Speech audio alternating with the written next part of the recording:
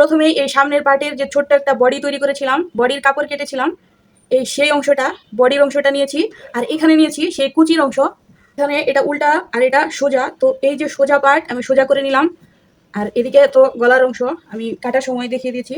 আর এদিকে এই যে কুচির কাপড়টা মাঝখানে কিন্তু একটা চিহ্ন করেছিলাম, সেই চিহ্ন অনুযায়ী এখন কুচি দেবো। এই যে এইভাবে এই মাঝখান থেকে কিন্তু শুরু করতে হবে। এখান থেকে যেহেতু এটা একটা জর্জেট কাপড়, অনেক সময়ের ব্যাপার এবং খুব ধৈর্য নিয়ে এটা কাজ করতে হবে।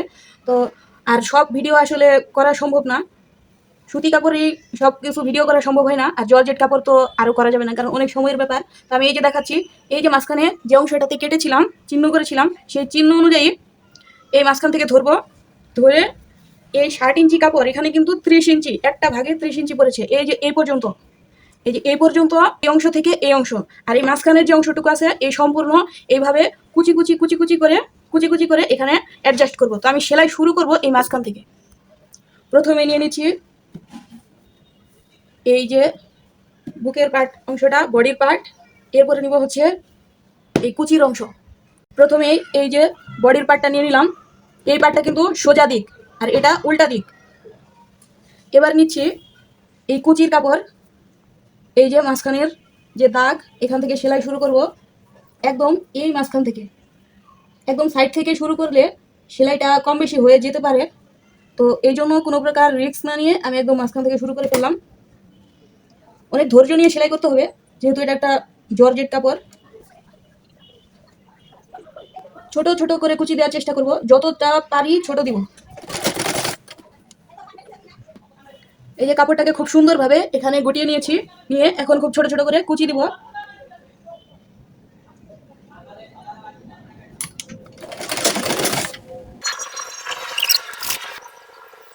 এখানে অলরেডি 4টা কুচি দিয়ে নিয়েছি। কুচি কিন্তু মাশাআল্লাহ সুন্দর আসবে যদি ধৈর্য সহকারে কাজ করা যায়। তো আমি এখানে 4টা কুচি দেওয়ার পরে এই যে আমি দেখিয়ে দিচ্ছি, এটা হবে শেষ প্রান্ত। এখান থেকে আমাদের সাইড সেলাই করার জন্য আমরা এতটুকু গ্যাপ দিতে পারি, বাট এই যে যতটুকু কাপড় আছে এখানে সম্পূর্ণই কিন্তু এখানে কুচিতে অ্যাডজাস্ট করে দিতে হবে। তো সেইভাবে আমাদের ঘন ঘন করে যতটুকু ঘন পারা যায়, কারণ এখানে পর্যাপ্ত পরিমাণে কাপড় আছে, আমি এখানে কুচি দিয়ে নিচ্ছি। আমি এই কুচি দেওয়ার সময় কোনো প্রকার এই যে কাঠি ইউজ করবো না, আমি একদম হাত দিয়ে কুচি এটা সুন্দর করে দিব। আর একটা করে কুচি দেওয়ার সময় এই প্লেটটাকে উপরের দিকে উঠাই নিব, তাহলে কুচিটা খুব সুন্দর করে মানে একদম সমান দূরত্বে সেট করা যাবে। আমি আগেই বলেছি এখানে পর্যাপ্ত পরিমাণে কাপড় আছে, কাপড়ের কিন্তু কোনো কম নেই। সো আমাকে সুন্দর করে কাজ করতে হবে। সেলাইও কিন্তু মাশাআল্লাহ সুন্দর আসতেছে, তো আশা রাখি শেষ পর্যন্ত সুন্দর সেলাই আসবে।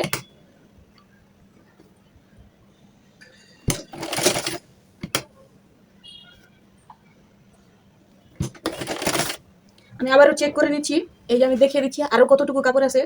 এই যে এখান থেকে আরও এই যে এতটুকু কাপড় আছে, আমার কুচি হবে এই পর্যন্ত, এই পর্যন্ত কুচি হবে। আমি অফ ক্যামেরায় সুন্দর করে কুচিটা দিয়ে নিচ্ছি। এতটুকু কুচি দেওয়া হয়ে গেছে, এখনও কিন্তু এই যে এই পর্যন্ত কাপড় আছে। এই কাপড়টাও আমি খুব সুন্দর করে কুচিতে অ্যাডজাস্ট করব। দেখেন মাশাআল্লাহ অনেক সুন্দর কুচি হয়েছে এবং সবগুলা একই মাপে করতে পারছি।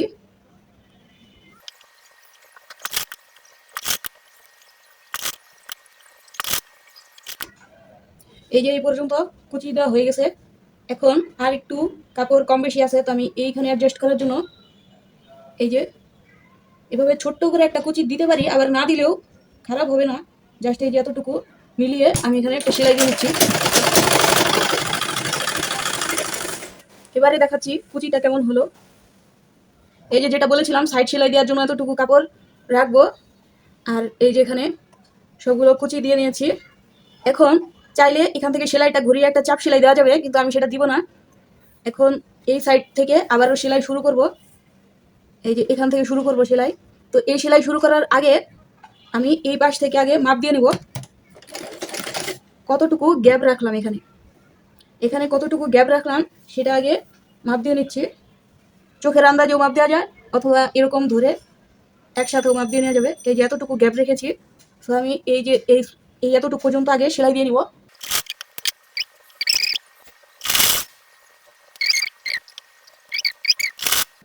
এখান থেকে আবারও কুচি শুরু করব। আশা রাখছি আবারও সেই সুন্দর করে এক মাপে কুচি দিতে পারবো।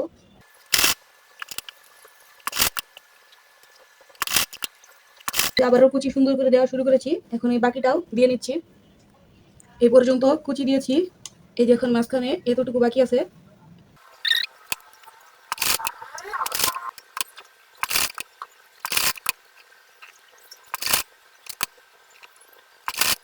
এখন কিন্তু একদম শেষ পর্যায়ে, মানে এই মাঝখানের অংশটাতে মিলিয়ে দিব। এখন আমাদের হাত দিয়ে মানে কুচি মেলানো সম্ভব না, এই জন্য এই স্টিকটা আমি নিব। নিয়ে এই স্টিকের সাহায্যে খুব সুন্দর করে এই ছোট্ট অংশটাকে আমি এখন মিলিয়ে নিব, কারণ এখন হাত দিয়ে কাজ করা সম্ভব না। এই যে এখন আর সম্ভবত একটা কি দুইটা কুচি হবে, দুইটা না আর একটাই হবে। এই যে এই মাঝখানের অংশটা,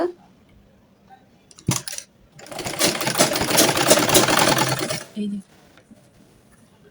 মাঝখানের অংশটা এই যে সুন্দরভাবে মিলিয়ে দিলাম। এখন কিন্তু সম্পূর্ণ কাপড়ই এই বডির অংশের সাথে সেট করা হয়ে গেছে। এখন আরেকটা চাপ সেলাই দিয়ে নিব। এখান থেকেই আবারও এদিকে ঘুরাবো, কুচির উপর দিয়েই এই যে এই উপর দিয়ে আরেকটা করে সেলাই দিব।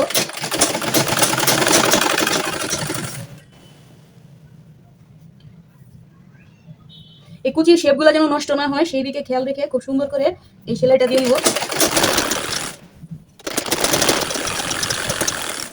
একটা সাইড সেলাই দেওয়া শেষ। এখন এই পাশ থেকে আবারও সেলাই দিব। এই যে এখান থেকে আবারও শুরু করব।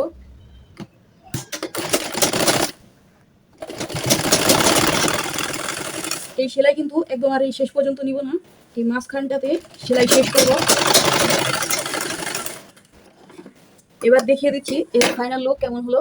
কুচি দেওয়ার পর সামনের পার্টের এই বডির অংশ আর এই কুচির অংশ অ্যাডজাস্ট করার পর এই হচ্ছে তার লুক। আর এই কাজটা কিন্তু মাত্র সেলাই দেওয়া হলো, এই জন্য একটু আঁকা বাঁকা লাগতেছে। যখন একদম ফুল ফিনিশিং শেষ হওয়ার পর হচ্ছে যে আমি একটা আয়রন করব, তখন এটা সুন্দর লাগবে আরো বেশি। তো এই পর্যায়ে এই যে বডির পার্টের সাথে কুচির অংশটা সেট করেছি, এই হচ্ছে সামনের পার্টের অবস্থা। এর পরবর্তীতে আমি হচ্ছে পেছন পার্ট আর হচ্ছে সামনের পার্টের যে কাঁধের অংশ আছে, এই যে এই কাঁধের অংশ সেটা অ্যাডজাস্ট করব। এ পর্যায়ে যেটা করব, সামনের পার্টের পর এই যে পেছন পার্ট, যেটা সবার প্রথম কেটেছিলাম, সেই পেছন পার্টে কিন্তু তেমন কোনো ডিজাইন মানে কিচ্ছু নাই, ডিজাইন তো নাই, কোনো ঝামেলাও নাই। তো এই যে এই পার্টটাকে এবার এখানে রাখলাম। এটা কিন্তু উল্টা দিক, মানে এটা উল্টা আর এটা সোজা, আর এই পার্টের এটা সোজা, এটা উল্টা। নর্মালি যারা সেলাই কাজ করেন তারা বুঝবেন। এই যেভাবে জাস্ট এই দুইটা পার্টের আগে হচ্ছে এই দুইটা কাজ সেলাই করে নিব। এই সাইডের কাজ পরে করব, হাতার কাজ পরে করব। এই এই যে কাজ দুইটা আছে, এই যে এই পর্যন্ত যে গলার অংশ কেটেছিলাম, জাস্ট এই পাশ থেকে এই যে এখান থেকে এতটুকু, এখান থেকে এতটুকু হচ্ছে কাজ সেলাই দিব। আর নর্মালি জামার যেরকম কাজ সেলাই দিই, এই ঘাড়ের মানে এই দিকে গলার অংশে তুলনামূলকভাবে একটু উপরের দিকে, আর এই নিচে এই কাঁধের মানে এই হাতার অংশটাতে একটু ডাউন করে সেলাই করব। একদম সেম জামার মতো করে জাস্ট এখান থেকে এদিকে ডাউন করে সেলাই দিব। এই দুইটা কাঁধ আগে সেলাই দিয়ে নিচ্ছি। এই পর্যায়ে একটা একটা করে কাজ সেলাই করব। সেলাইটা কিন্তু এই পাশ থেকে শুরু করব, এখান থেকে এই পর্যন্ত 1/2 ইঞ্চি পরিমাণ কাপড় এখানে রেখে তারপর এইদিকে সেলাই করছি। আর এই এই জায়গার তুলনায় কিন্তু এইদিকে কাপড় সেলাইটা এদিকে চেপে আসবে, মানে এই সাইডে কাপড় একটু কম থাকবে এইখানের তুলনায়। একটা সেলাই দিয়ে নিলাম। এখন এই সেলাইটাকে আবার একটু ঘুরিয়ে ডাবল সেলাই দিয়ে নিচ্ছি।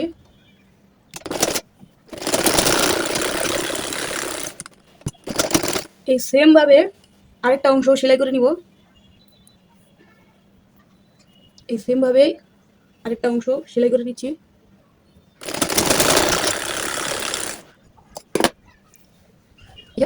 দুইটা সাইডে কাঁধের অংশ সেলাই দেওয়া শেষ।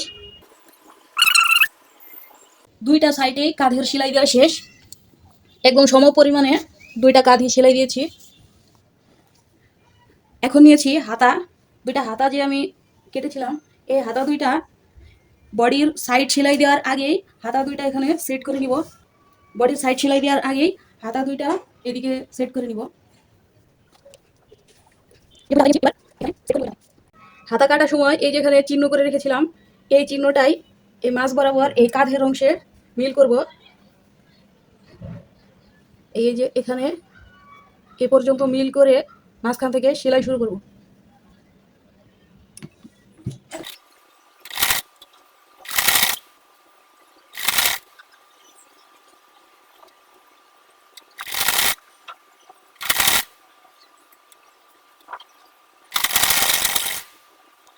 একটা সাইড সেলাই দেওয়া শেষ। এখন আবার এখান থেকে সেলাই করব, এই যে এখান থেকে।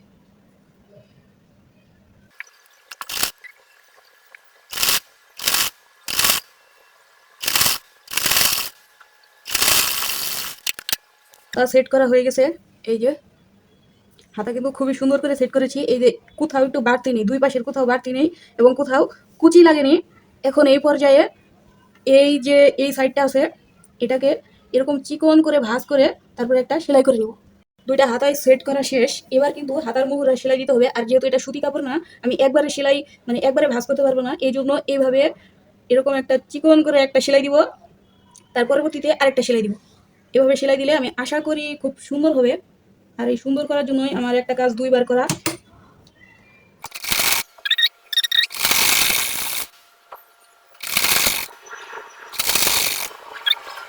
একটা সেলাই দেওয়া হয়ে গেছে।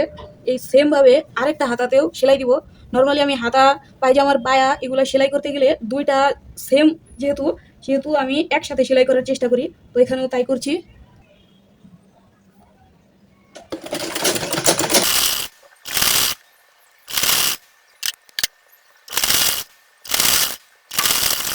দুইটা হাতাই এই যে এইভাবে একটা করে সেলাই দেওয়া হয়ে গেছে। এবারে সেই সেমভাবেই আমি এই দিকে আরেকটা সেলাই দিব, একদম ফাইনাল সেলাই হবে সেটা।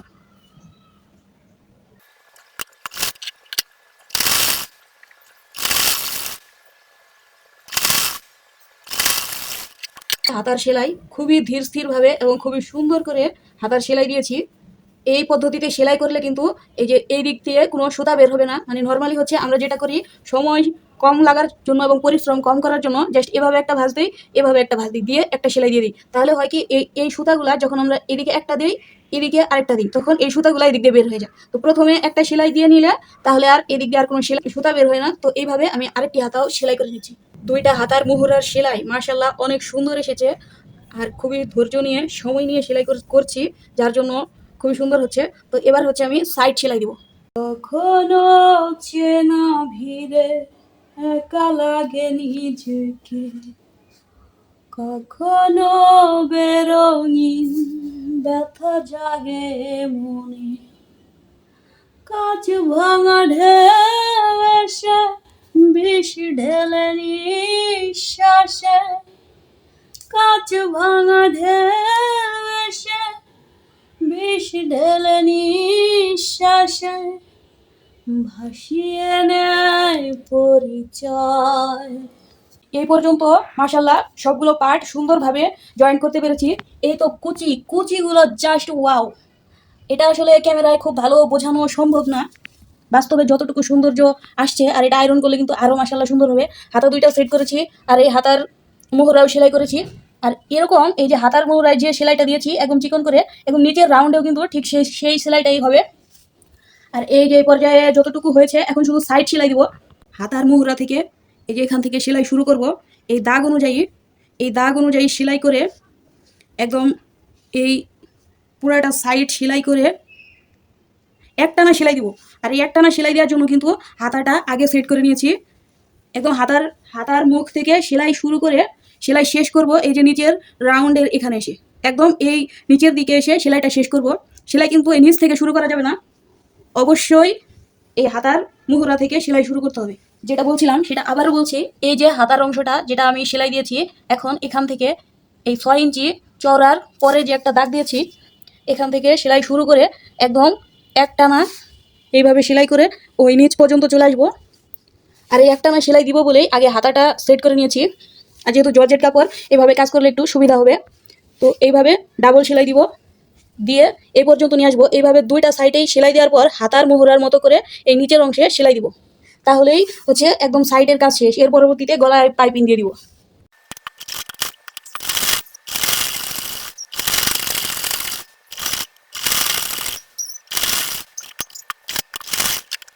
দুইটা সাইডে সেলাই দেওয়া হয়ে গেছে।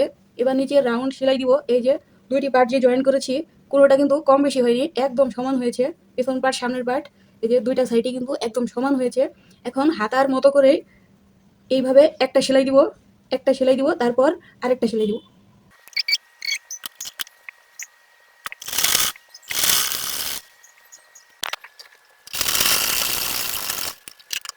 এইভাবে একটা সেলাই দেওয়া শেষ।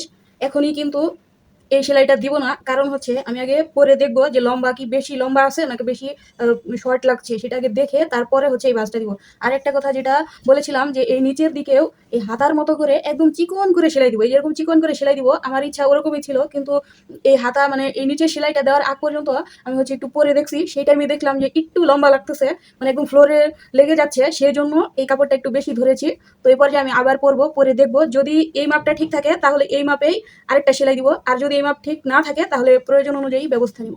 বোরকার নিচে এবং হাতায় এরকম চিকন সেলাইটা আমার খুব পছন্দ, কিন্তু মানে সেই জন্য আর কি এইভাবে সেলাই দিতে চেয়েছিলাম, মানে অলরেডি হাতায় দিয়েছিলাম, বাট এখন মানে পরার পর সব কাজ শেষ করার পর একবার পরেছিলাম, তখন দেখলাম অনেকটা লম্বা লাগতেছে, এই জন্য এদিকে এই যে বেশি কাপড় ধরেছি এখনও অনেকটা লম্বা লাগতেছে। তো এই জন্য আর সেই চিকন সেলাইয়ের ইচ্ছাটা আর পূরণ হচ্ছে না আপাতত। তো এই জন্য আর কি এখন প্রায় 1 ইঞ্চির কাছাকাছি, মানে 1 ইঞ্চি না হলেও 1 ইঞ্চির কাছাকাছি আমাকে এরকম বর্ডার সেলাই দিতে হবে, করার কিছু নাই। আর যেহেতু আমি বোরকা বানানোতে এত বেশি পারদর্শী না, সেই জন্য আমি এটাতে মানে কাটার কোনো ঝুঁকি নিচ্ছি না, কারণ কাটতে গেলে এটা নষ্ট হওয়ার চান্স আছে। তো এই যে 1 ইঞ্চির পুরোপুরি 1 ইঞ্চি না, কিন্তু 1 ইঞ্চির এই কাছাকাছি আমি হচ্ছে এই একটা সেলাই দিব, দিয়ে দেখা যাক কি হয়। আশা রাখছি এবার এই সেলাইয়ে মানে মাপ ঠিক হবে। আমার মনে হয় ওই যে সামনে যে বডির পার্টটা একটু লম্বা নিয়েছিলাম, যার জন্য মানে এখানে বেশি লম্বা লাগতেছে।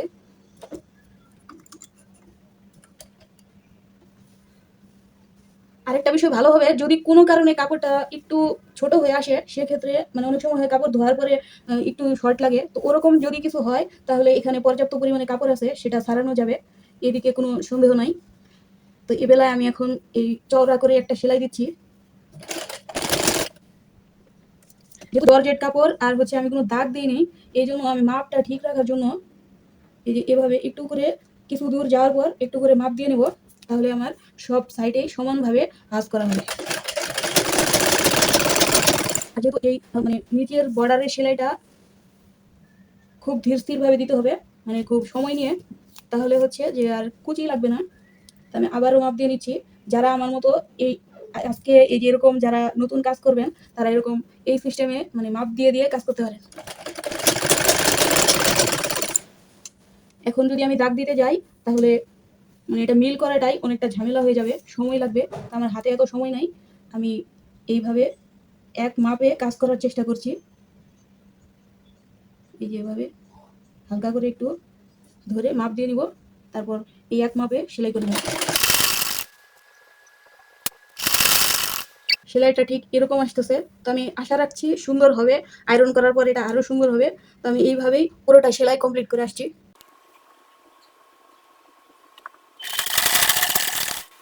নিচের সম্পূর্ণ অংশই কিন্তু আমি এইভাবে ফিতা ধরে ধরে মাপ দিয়ে দিয়ে সেলাই করে এসেছি। এই যে শুরুতে যে মাপটা ধরেছিলাম ঠিক সেই মাপেই আছে।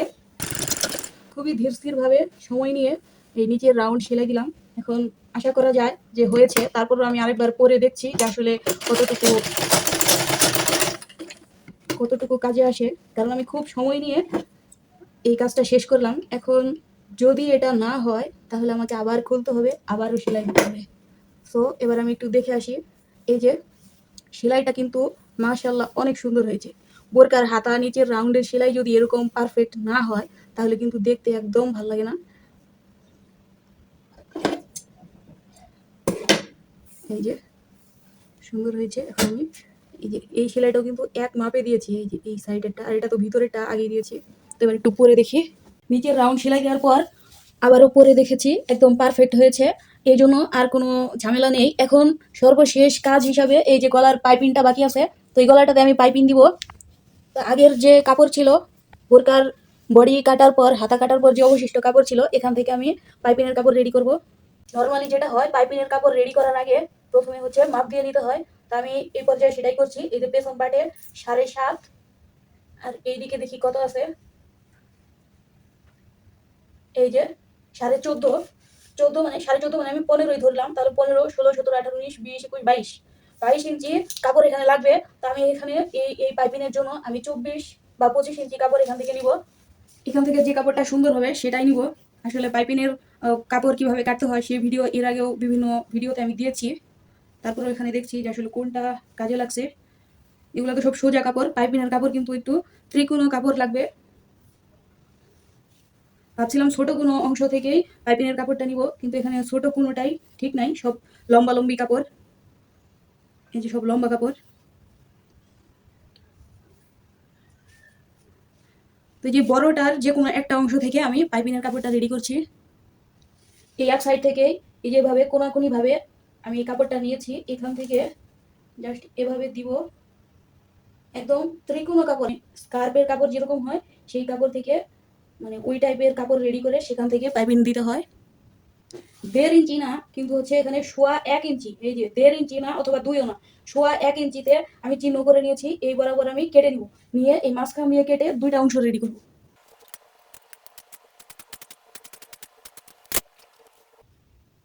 এই কাপড়টাকে এই মাঝখান দিয়ে আবার কাটবো।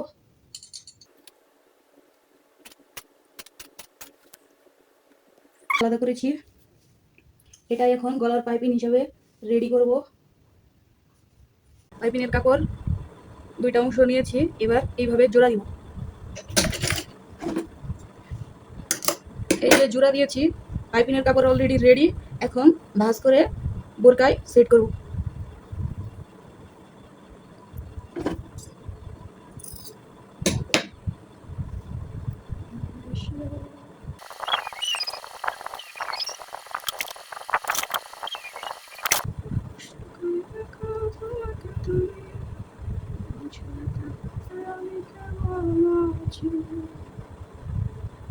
বুঝতে পারি না আমি ওর সাথে কি করে ভুলে গেছো প্রিয় সে, কি করে মিশে